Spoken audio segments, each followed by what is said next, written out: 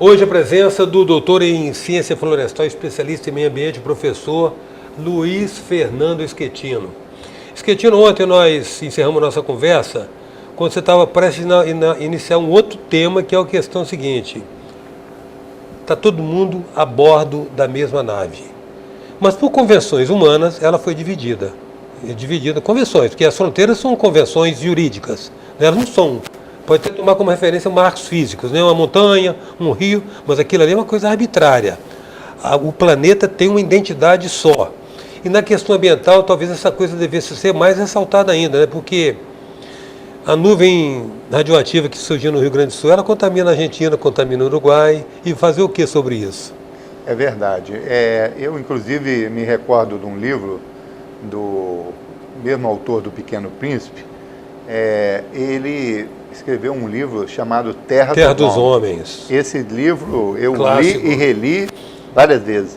E ele era um piloto, né? E ele falava que ao voar, ele ficava pensando por que as pessoas estabeleceram divisões se a Terra é uma só, não é?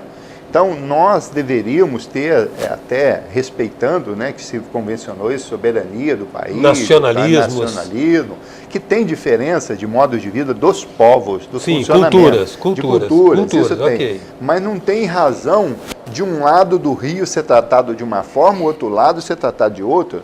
A mata ser dividida ao meio, daqui para lá pode fazer isso, daqui para lá não pode fazer aquilo. O que puder fazer aqui, tem que fazer aqui. O que não puder fazer aqui, não pode fazer aqui. Simples assim. Só que, infelizmente, há um entendimento hoje, e curioso, como eu já disse, né, o mundo parece que teve um retrocesso. Hoje, com todo respeito, nós estamos cheios de ditadores, coisa que a gente imaginava que no século XXI a gente teria mais democracia, mais pessoas ilustres no poder, né? Então hoje nós estamos vendo pelo mundo todo, sem nomear ninguém, cada dia pessoas se empoderando mais, estabelecendo a sua vontade daquele grupo, enquanto que o certo seria as decisões da comunidade internacional prevalecer, as decisões das comunidades nacionais, né?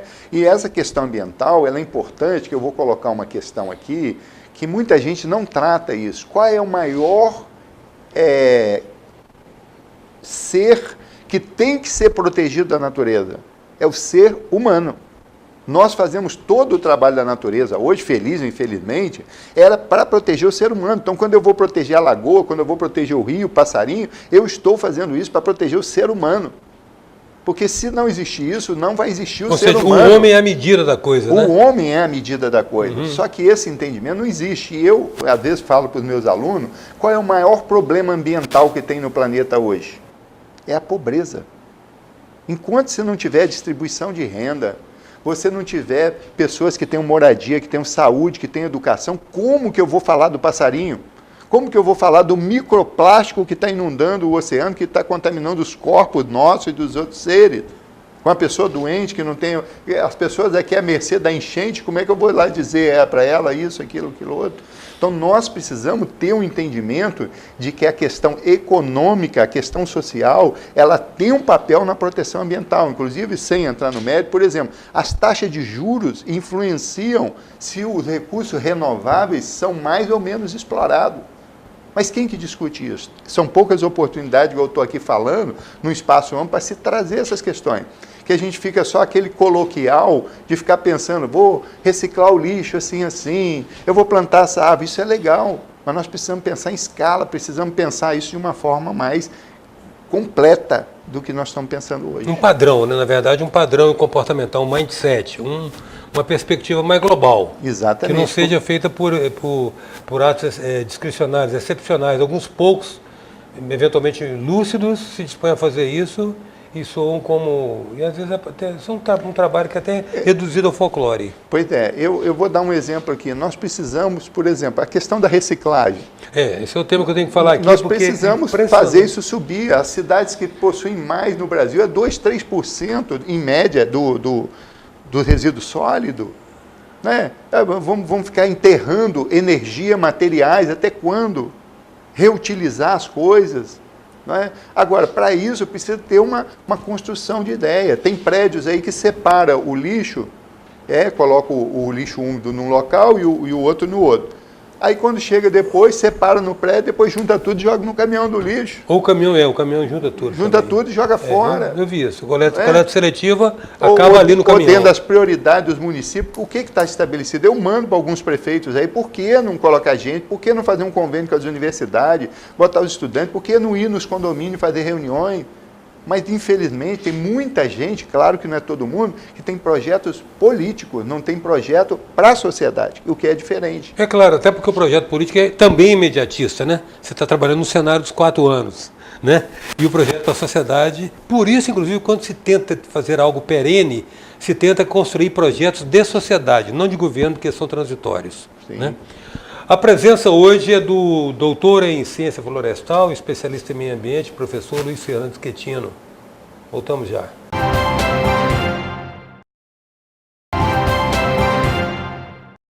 Voltamos com a presença do professor, do especialista em meio ambiente, doutor em ciência florestal, Luiz Fernando Schettino.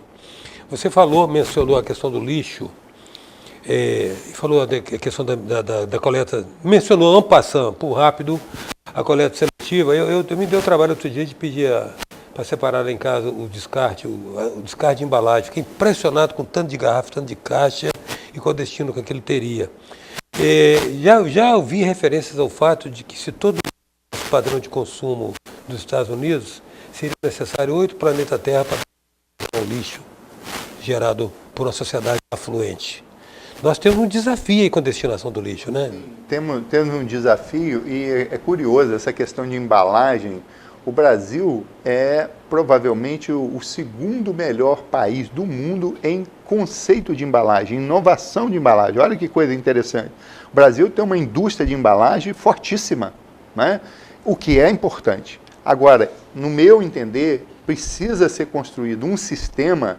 Por exemplo, você compra uma geladeira, aí vem aquela caixa de papelão dessa grossura, vem um monte de isopor, vem um monte de saco plástico, aí acabou ali, o cara deixa a geladeira, vai embora, o que você faz com aquilo? O que eu entendo?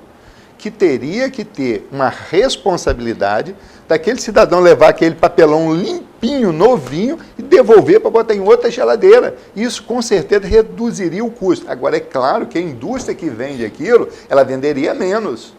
Mas ela tem que se adequar a uma necessidade. Ao interesse maior também. Ao interesse maior. A outra questão é que... Você está falando de logística reversa. Logística reversa, mas uma logística reversa, assim, porque muitas vezes, igual a pilha, vai levar para desativar. Eu estou falando em um reúso, e aí, uma reutilização mesmo disso. E aí, em dado momento, o que eu estou falando... Por exemplo, aquele isopor, aquele papelão, né, aquele plástico que está ali novinho, né, igual você pega um colchão, você tira aquele plástico grandão, imenso dali, não sabe nem o que fazer com aquilo. Em dado momento, a própria loja, o pessoal deveria ter os distribuidores, um centro em cada cidade grande desse, levar aquilo ali e aí ter um sistema para trazer aquela mercadoria até esse centro sem aquela quantidade. E ter um repositório, que algumas coisas estragam, e você só descartaria o que estragaria. Né? Só que isso vem contra uma série de interesses. Então, setoriais. Então, esse interesse, o que fazem? Eles fazem vista grossa e como os governantes, às vezes, não cobram, e a população... E aí é uma coisa importante que eu gostaria de colocar. Nós temos que preparar a população, acho que um programa como esse ajuda muito, para entender melhor as questões ambientais, para as pessoas se posicionarem e cobrarem. Mas não é cobrar com oba-oba na rua, não, é cobrar de forma correta para que se tenha uma mudança no funcionamento das coisas. Você sabe que você descreveu uma situação aí que já enseja uma oportunidade de se criar embalagem não descartável de maneira que o vendedor usasse a embalagem para guarnecer o produto até a sua entrega e depois recolher. Exatamente. O que eu uso a expressão é como se fosse uma casca de ovo, vamos pegar na geladeira, que essa casca de ovo pudesse, ele vai levar aquilo até em casa, abriu e te entregou a geladeira, fechou, aí ele vai num depósito, vai apanhar aquilo de novo, vai levar, vai entregar. Você entendeu quanto? Exatamente. Porque hoje, só concluindo, eu pego um monte de papelão de todas as matizes aqui, boto num caminhão, levo lá em Minas Gerais, numa indústria, transformo papelão de novo, levo em São Paulo para botar na indústria, para voltar na minha casa. Para que ficar passeando com isso? Jogando fumaça e poluindo. Uma vez um especialista nessa área me falou assim, quando você vê um monte de lixo, um monte de saco, um monte de plástico descartado por embalagem, pensa que aquilo ali é energia térmica concentrada. Tudo aquilo se queimado vira energia Isso térmica. é curioso, você falando, eu estava aqui pensando. Uma parte desses resíduos pode virar energia. Existe em alguns países, na Coreia, por exemplo, eles têm um sistema que acopla, por exemplo, assim, a shopping.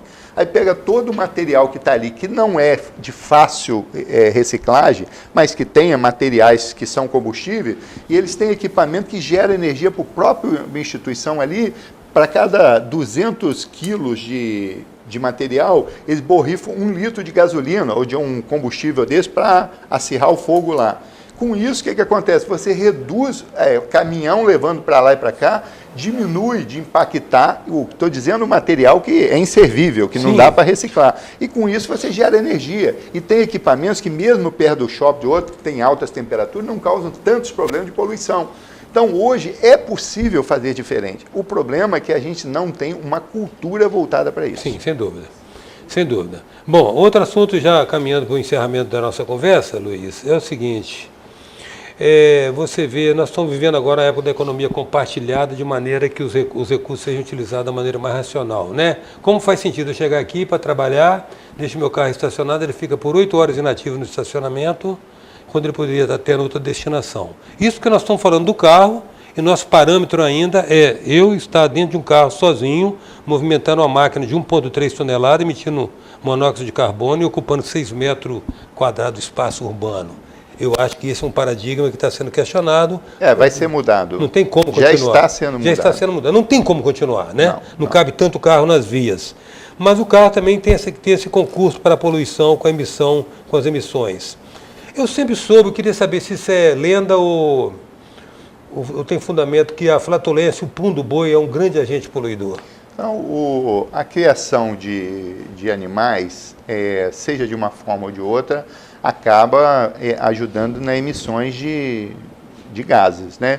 Seja as fezes que depois vão se decompor, que dependendo como se faz, elas emitem metano e CO2, ou no caso dos bovinos, a ruminação dele leva à emissão de metano.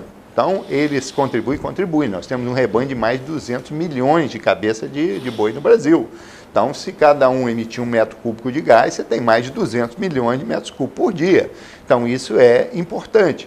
Mas hoje já há estudos, inclusive da Embrapa, que ao colocar alguns tipos de produto nas rações, você reduz essas emissões. Que o problema todo, seja da decomposição das fezes, quando não há um tratamento devido, seja do ruminar dos animais, é a questão da emissão do metano, porque o metano ele é 20 e tantas vezes mais agressivo em relação ao efeito estufa que o CO2. Então, milhões de metros cúbicos de metano equivalem a bilhões de metros cúbicos de CO2. Então, nós precisamos encontrar meios, como é no caso, tratando os animais com outros produtos na ração ou reduzindo a utilização desses animais. Do mesmo modo que os carros hoje são um problema que precisa ser mudado a forma, não digo que vai ser extinto o carro, mas vai ser reduzido muito o carro, nós precisamos trabalhar para que no futuro não se dependa tanto da proteína animal, do bovino, e mais de outras proteínas. Inclusive, eu particularmente, assim, independente de ser vegano, de ser naturalista, o que for, eu acho que é um absurdo a gente exportar uma quantidade enorme de soja para alimentar bois e cavalos na Europa e na Ásia, enquanto as pessoas deveriam comer proteína vegetal. Não sou contra, eu como proteína animal, mas nós poderíamos comer menos proteína animal, e eu faço isso como proteína de soja e como proteína animal. Por isso eu reduzo a quantidade de proteína animal e como uma quantidade de proteína de soja, porque na cadeia alimentar, de um elo para outro, a gente perde 10 vezes a quantidade de energia de um nível para outro.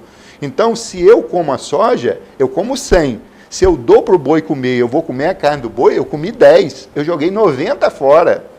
Então, assim, é uma coisa absurda, só que também isso é cultural. Eu como soja com muita tranquilidade, minha filha come, minha esposa come. Tem gente que diz, eu não consigo comer soja, é uma questão cultural. Não estou defendendo e fazendo apologia da monocultura da soja, estou dizendo o uso da proteína, né? Luiz, quero agradecer muito o privilégio de estar com você aqui e ter a oportunidade de botar essa nossa agenda em dia, minimamente. Eu também agradeço e fiquei muito feliz, espero ter contribuído aí para melhorar o entendimento, para a gente avançar na área ambiental. Hoje nós tivemos a presença do doutor em ciência florestal, engenheiro florestal, especialista, um cruzado da consciência ambiental no Espírito Santo há algumas décadas, Luiz Fernando Schettino. Até já.